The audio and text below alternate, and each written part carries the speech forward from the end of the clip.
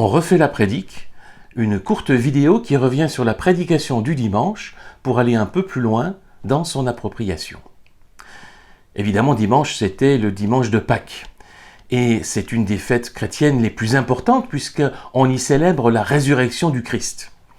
La prédication portait donc sur le récit de Pâques dans l'Évangile selon Marc au chapitre 16.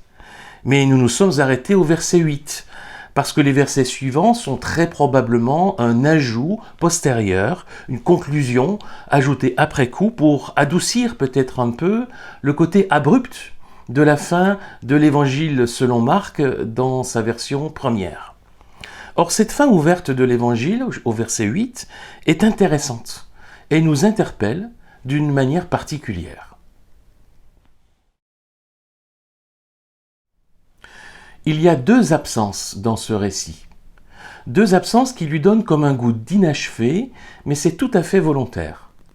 Tout d'abord, Jésus lui-même est absent. Il n'y a pas de récit d'apparition du ressuscité, comme c'est le cas dans les autres évangiles. Et ensuite, il y a le silence des femmes, l'absence de leur témoignage parce qu'elles ont peur. Jésus est absent du récit, mais il donne rendez-vous à ses disciples en Galilée. Il y a toujours un chemin à faire pour rencontrer le ressuscité. C'est vrai aujourd'hui encore. Ce chemin, il est propre à chacun, et la vie chrétienne est, d'une certaine façon, une succession de rendez-vous que le Christ nous donne. Où est alors notre Galilée? Où Jésus nous attend-il aujourd'hui? Et puis, pourquoi ce silence et cette peur des femmes après avoir découvert le tombeau vide et entendu les paroles du messager? Sans doute qu'il y avait un effet de sidération. L'annonce de la résurrection du Christ est tout de même un message incroyable.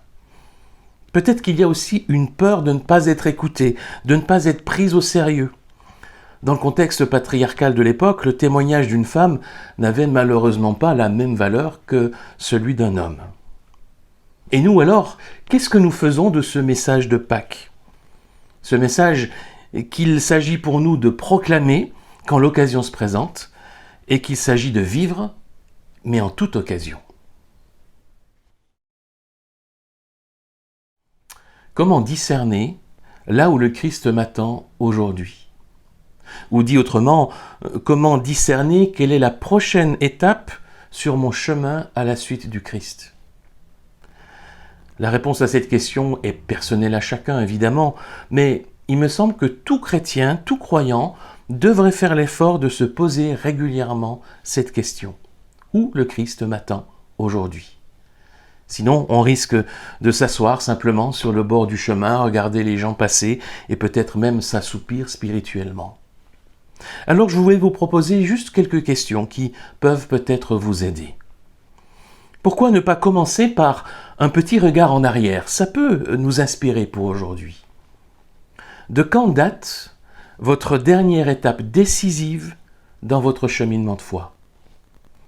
Est-ce que vous arrivez à identifier un événement, un engagement, une rencontre, un moment spécifique dans le passé qui a eu un réel impact dans votre foi, dans votre vie chrétienne?